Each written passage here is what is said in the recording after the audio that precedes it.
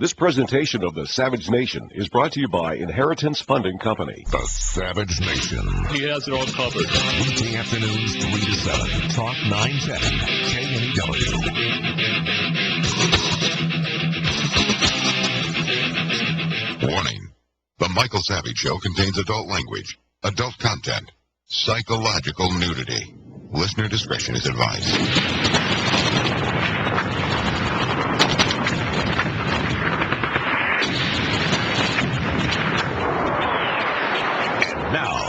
America's most exciting radio talk show, The Savage Nation.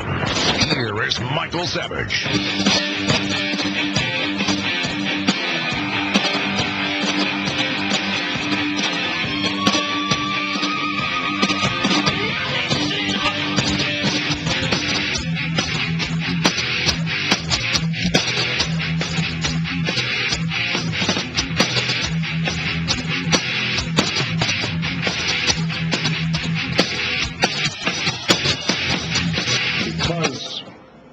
This has been ratcheting up, and I obviously helped to contribute ratcheting up.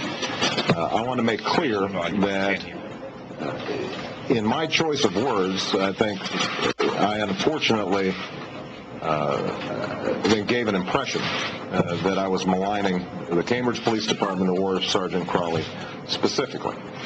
And I could have calibrated those words differently. And I told this to Sergeant Crowley. The president said the police there acted stupidly. The president basically regretted the fact of how worked up this comment got the media. Was his heart broken by it? Example of the unfinished business of America. Story about black and white that was never black and white. There have to be larger conversations about this. He is not backing down. I wasn't angry, wasn't frustrated. I was sad. It is not racial profiling. He's the, if you will, the Rosa Parks of racial profiling. Race. This is incendiary. Darling, you send me. I know you. I am so tired of this 60s con job. I don't know about you. You want to have a larger conversation about race? Go ahead. Give me a call here. 1-800-449-8255. We have a black president, at least 50% black. The last I checked, he was 50% black, but they call him a black president. All right, we'll go with that. And it's still not enough. We still need a conversation about race. So let's have a conversation about race. Why don't you call this show and tell me what you've paid as a result of racial politics in America?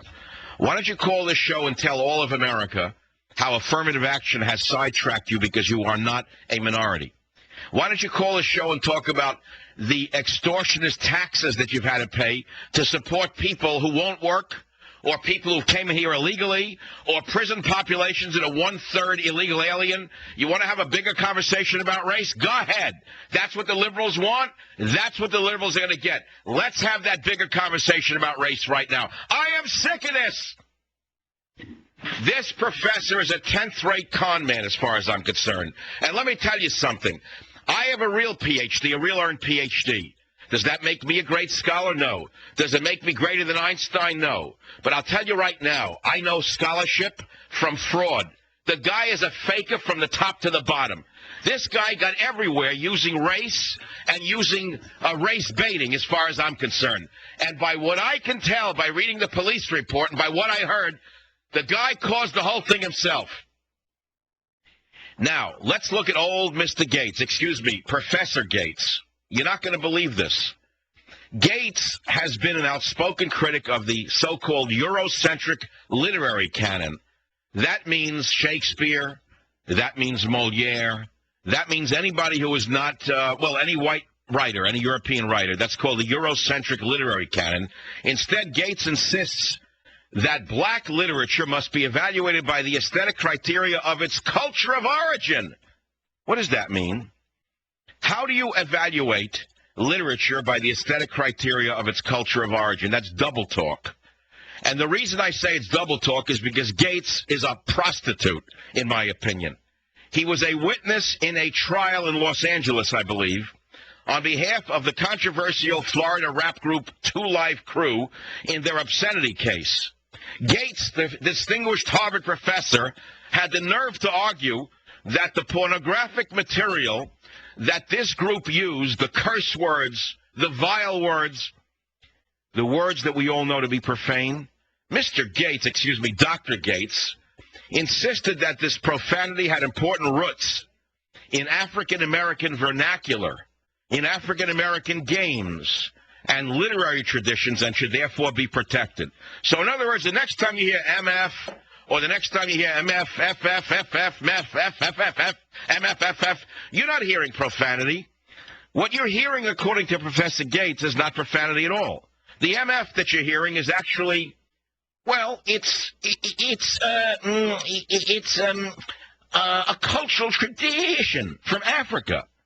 And it's part of the black cultural voice. And if you don't accept the word MF in every other sentence out of a song, you are an intellectual racist, according to Professor Gates.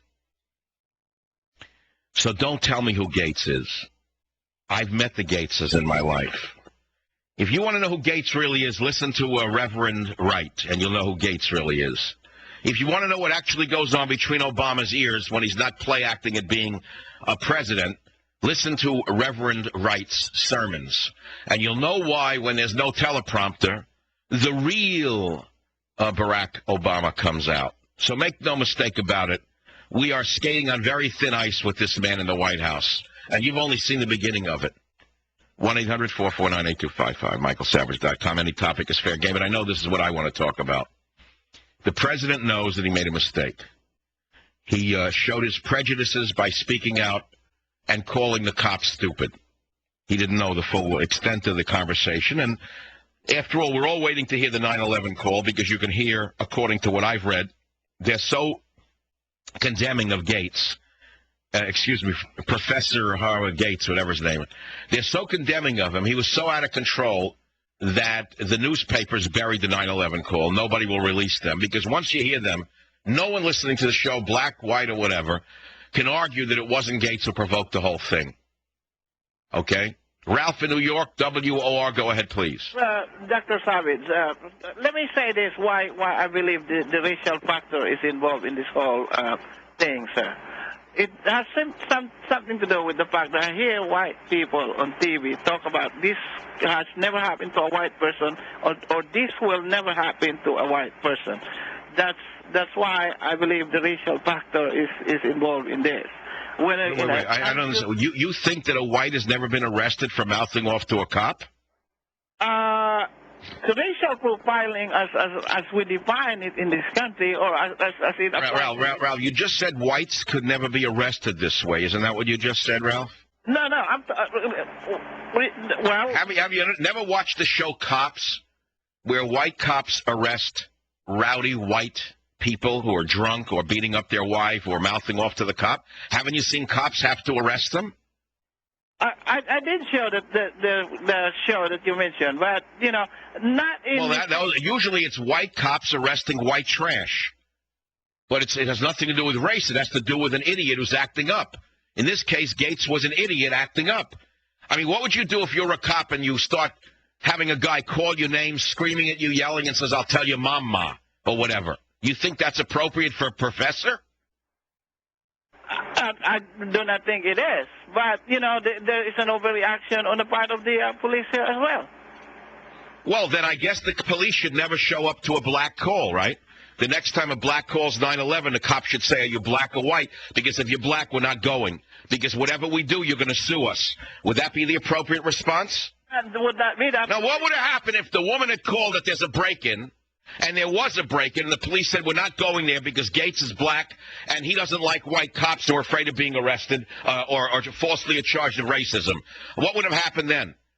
I guess Gates would have had another lawsuit. So whichever way they would have gone, Gates could have gotten up on TV and screamed racism in a crowded nation.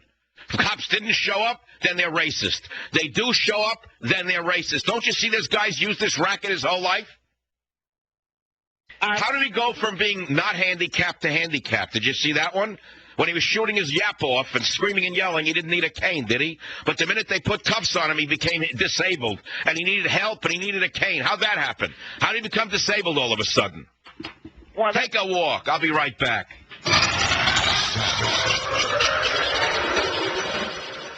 Don't make a difficult time tougher. If your inheritance is stuck in probate, we can advance you the cash you need in as little as 72 hours. Visit inheritancefunding.com or call 877-YOU-AIR. That's 877-YOU-HEIR. These guys are so hilarious. I almost drive off the road every morning. Armstrong and Getty. Weekday morning 6 to 10. Talk 910 KNEW.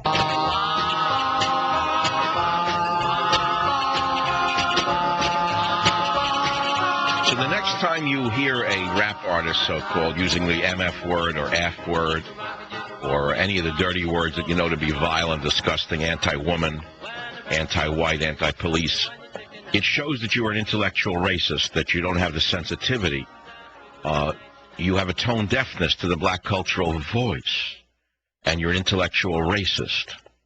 Because the word MF, according to Louis Gates, has important roots in African-American vernacular, and therefore should be protected and respected. That's all.